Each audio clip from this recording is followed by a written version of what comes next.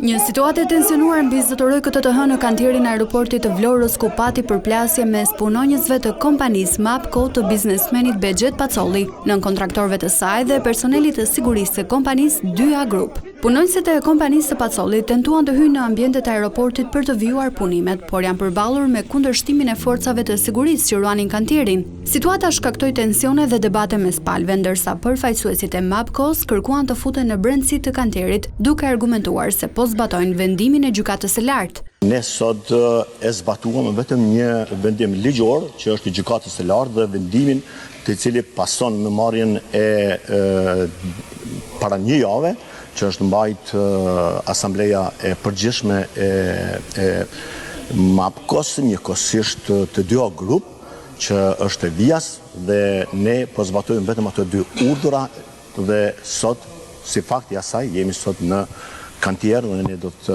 vazhdojmë punimet. Administratori i kompanisë Selim Pacolli tha se veprimet të ndërmarra janë thjesht zbatim i vendimit të gjykatës. Pacolli deklaroi se kompanisë 2A Group do t'i kërkohet bashkëpunim për një qëllim të përbashkët, vijimin dhe përfundimin e punimeve në aeroport. Sipas tij, MAPCO është koncesionari i projektit dhe garanton të gjitha kushtet për vijimin e punimeve në kantier. Koncesionari i cili kemi siguru investimet, kemi siguru garancionet dhe kemi siguru çdo gjë me asetet private të kompanisë të familjes që të ngritet kjo godit.